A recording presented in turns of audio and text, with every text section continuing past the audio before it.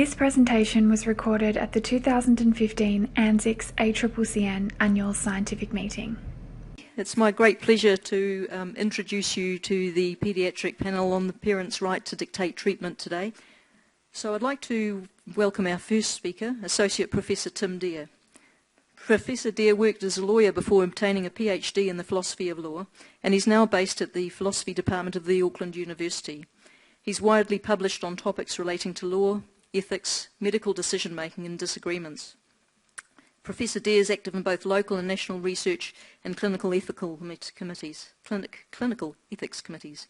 So I invite him to offer his viewpoint from an ethicist perspective on the right of parents to dictate treatment. Thanks, Tim. Okay, I don't know whether this is controversial or not, so I think it's right, so I don't think it's controversial, but we shall see.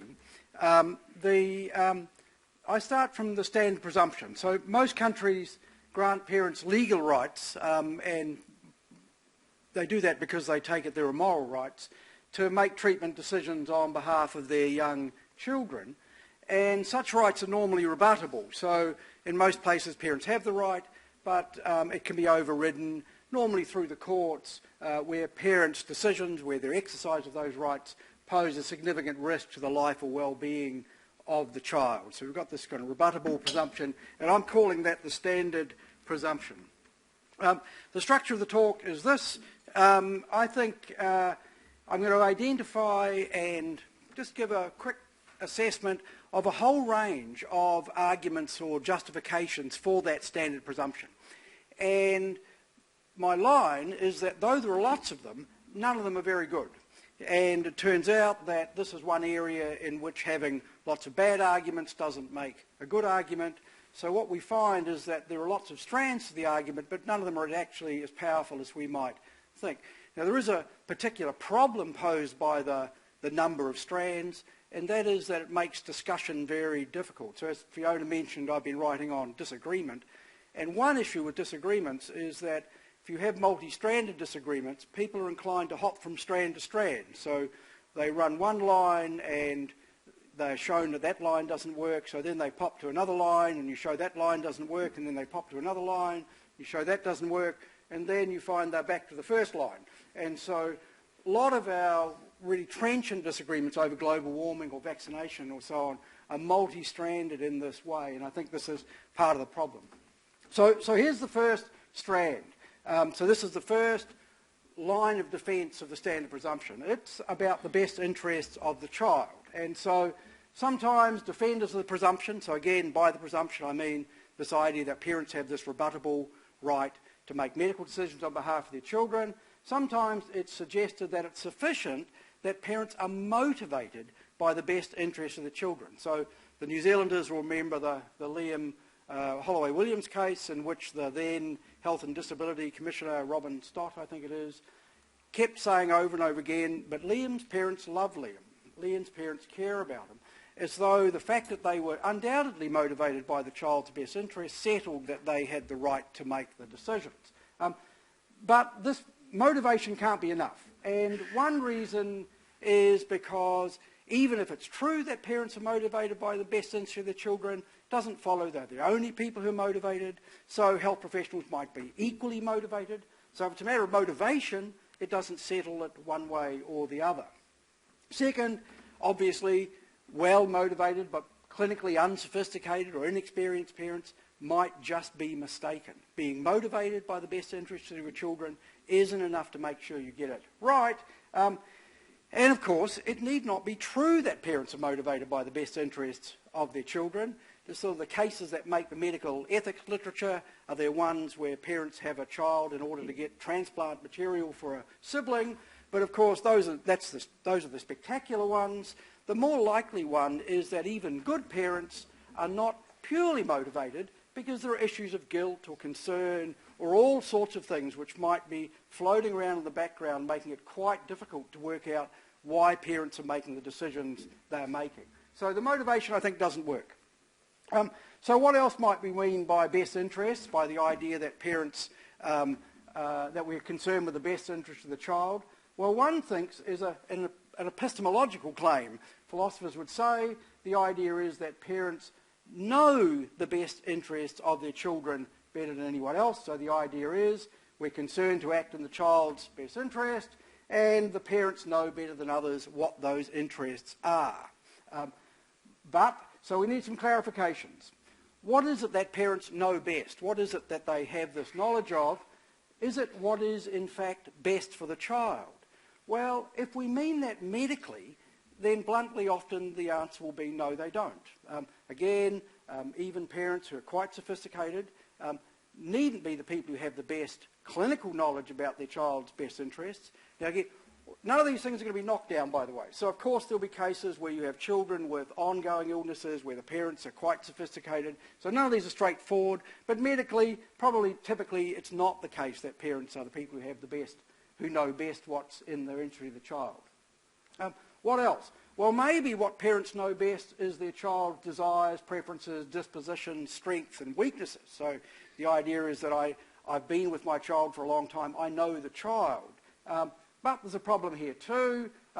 Child-parent relationships may not be conducive to full disclosure. Children may be uncomfortable about telling their parents everything. They too may feel issues of guilt or concern for the parent, so they may be more disclosing with strangers than parents perhaps.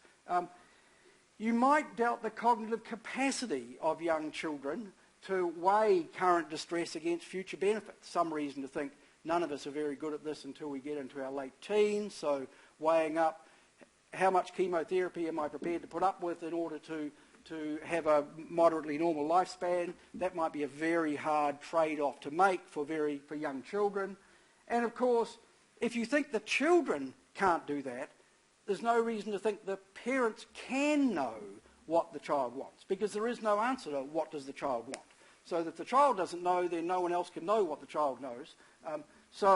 It looks like here it can't be just a matter of knowing strengths, dispositions and so on. So what else might it be? Well, maybe what they want, and we see this quite a bit in the literature, they know what the children would want were they in a position to make the call. So this is this kind of substituted judgment notion we see quite a bit of, but doesn't help with neonates. Who knows what they want? They haven't communicated with anyone. I might have a pretty good idea what my 25-year-old daughter wants. We've chatted a fair bit. But when she's 8 weeks, all I know she wants is to be warm and dry and fed and so on. She has less sophisticated views than she has now. And of course, this doesn't work if you think that people change over time. So I may know what my 3-year-old wants, or think I know what they want, but I can't really know what she'll want when she's 30. She may be timid and scared as a 3-year-old, but turn out to be a parachutist or something. Now, what you might think, if this is right, then if we can't really know what's best in this substituted judgment sense, then what we might think is that when people are making predictions about this, when we're substituting judgments in the future, making counterfactual claims, what we're actually doing is appealing to our own current preferences. Now, that's not wicked. It may be just there's really no option because there's nothing to know about what the very young child would want, except the obvious things. All right. Perhaps then what they know best is what their children can tolerate. So maybe it's that you have this insight, we think parents have an insight into their children's strengths and weaknesses, but you might worry that the emotional proximity of parents to their children actually makes them among the worst people to make that kind of judgment. And my own sort of pretty mild anecdote here is when my daughter Max was 3, I was asked to put on a big heavy apron and stand behind her at an X-ray machine and hold her shoulders back against the X-ray machine, so pretty minor thing. But I was the worst person to do it. She was terrified of me in this big apron. Her moaning and carrying on bothered me probably more than the nurses. They would have been much better off to get a stranger in to do it. Would have been done, over and done with, and everyone would have been happier. And that connects with the other thing. You might worry about the stress you place on parents, often in very difficult situations, if they're caring for a seriously ill child, and the effect that has on their capacity. So if I'm inclined to say, well, maybe the X-ray isn't really all that important after all, listen how distressed Max is, where some technician would have just said, look, let's just get in and get it done, it'll be best for everyone, it'll only take 5 minutes. that might have been the best outcome. And you might think, of course, that health professionals who've seen many children in these situations, they don't have the emotional proximity, actually have better information about what children can cope with than someone who's trying to deal with their own child on this very occasion in this terrible situation. So often it'll turn out that parents are not the right sort of judge. All right, so move on. Next strand. What about the significance of caring involved parents? So one line for the presumption is that there's good clinical evidence that having families who are involved with the care of children actually has clinical benefits, makes things go best. So it's widely accepted that children whose families are supportive do better clinically than children whose parents are not or families are not. Now, if the support were contingent on recognising the presumption, that is, giving parents the right to make the decision, this might be quite a strong argument, but surely it's not actually. The cases in which parents actually withdraw support because their wishes are overridden are pretty rare. So the JW case is the classic one in New Zealand, and I assume elsewhere. Very sensible attitude. You don't want blood transfusion for your children, but if your child's taken away, made a ward of the court, got the blood transfusion, then given back to you, that's fine. Now, in fact, the parents may not think it's great, but it's not that parents withdraw their support in this case. Now, it's trickier in ongoing cases, of course. With the blood transfusion, it's here and done. Ongoing chemotherapy for a year or daily HIV treatment is much more demanding. But nonetheless, the cases where parents would say, well, we're out of here, are probably pretty rare.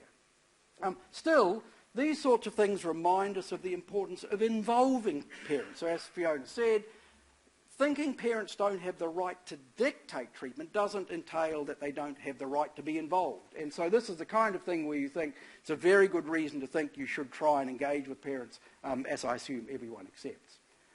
Next strand, what about the burden of treatment? So in at least some cases you make treatment decisions which then place the child back with the family, and the family have to have the burden of caring for the child from that point on. So if you think the burden of treatment or the result of treatment will fall on the families, on parents, then you might think they have the right to decide. So if the burden to be born is theirs, they should have the right to decide whether it goes ahead. Now, obviously that's important, but I think it doesn't take us as far as the presumption, and here's a nice little test case.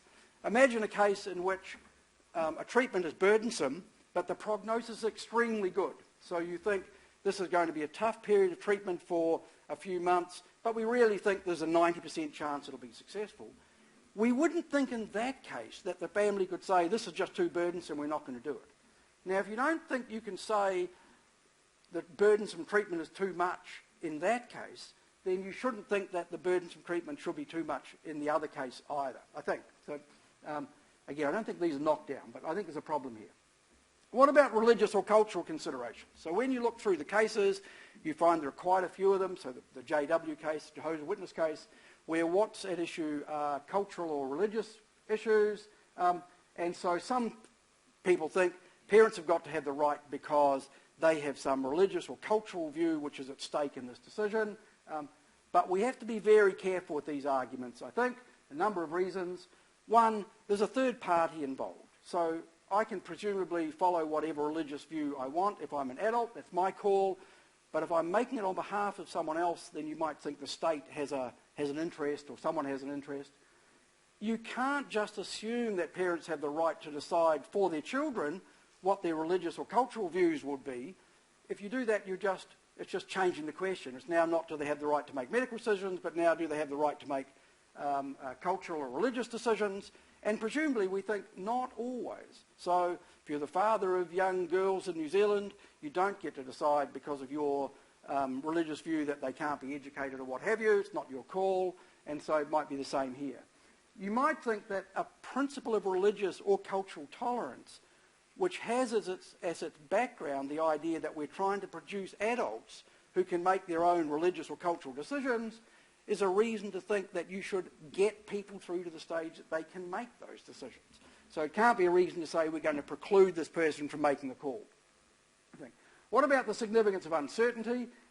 Quite often hear that it's okay to override the wishes of parents only under conditions of absolute certainty. And so in the immunisation area, in which I've written a bit, you see this. If you're not absolutely certain that the vaccine is safe and effective, then you shouldn't be able to force it on people. I've argued to the contrary. But now, the problem is this. Certainty has a particular meaning in scientific context. And so, again, in the Williams-Holloway case, where there were these shows, you would see these clips on TV where the alternative therapists would be sitting there saying, we love Liam and we'll cure him, we're absolutely sure we can cure him. And then the heartless oncologist saying, well, we can give him these treatments and we think there's about a 70% chance of success. And of course people say, oh well, you know, the oncologists are unsure, they don't know whether they can treat him. And the vibrating baths people know for sure they can. But what that is not a real difference in certainty, it's a difference in the language. So when medical or scientists or medical health scientists talk about uncertainty, they're talking about making a methodological assumption and not overstating grounds of confidence. So we shouldn't be too carried away about uncertainty. What about the natural rights of parenthood? So there's a UK case a few years ago, some tragic case of conjoined twins. If you don't separate them, they'll both die. If you do separate them, one of them will die, and you know which one. The parents in this case refused to give consent to allow them to be separated, so it would have resulted in the death of both twins. It went to court. In the course of it, the Archbishop of Westminster talked about this moral principle that respect for the natural authority of parents requires that the courts override the rights of parents in the care of children only when there's clear evidence that the parents are acting contrary to what is owed to their children. So this idea, I actually suspect this is doing quite a lot of work. Why can I decide for my children? Because they're my children. That's just what it is for someone to be my child. But I don't think this works either. One thing, agreeing that parents have a natural authority over their children leaves open what they have a natural authority to do. So in the good old days, parents could arrange marriages. So I'm the father of 2 daughters. You could arrange marriages, make sure they got the right people. You could bind your children to apprenticeships. You could punish them at your own discretion. No question that was part of the authority of being the father. Now, none of us think that anymore. And that's not inconsistent with thinking I still have a kind of natural authority over my daughters. It's just that the content of the authority is different. I can do things with respect to my daughters, especially when they're little. So I still have authority. The fact that I can't sell them into indenture doesn't mean that I don't have authority. It's just a question about what I can do. 26 and 28, I'm still trying to sort out their partners without much luck. So rejecting or weakening the presumption that parents have authority doesn't entail that parents don't have authority. This is just a question of working out what parental authority is. So what we're left with, I think, is a bunch of pragmatic arguments. And these are, what remains is something like this. There might be practical arguments to recognise something like the presumption, and that is some parents might not present their children for treatment unless they have a guarantee of the presumption. And so they may be quite a powerful reason to work with parents, though more powerful in negotiating and engaging and so on than respecting a right, but they don't show that that the presumption is true. So just in summary, here it is. You've got all these strands, the best interests, which break down into motivation, what it is that parents know. You've got the importance of caring involved parents, the burden of treatment, religious or cultural considerations, uncertainty, natural rights, and I think they all get crossed off, and what you're left with is this rather unsatisfying thing at the end, the pragmatic consideration, and that's not a very good reason to think parents have a right to make these decisions. Thank you.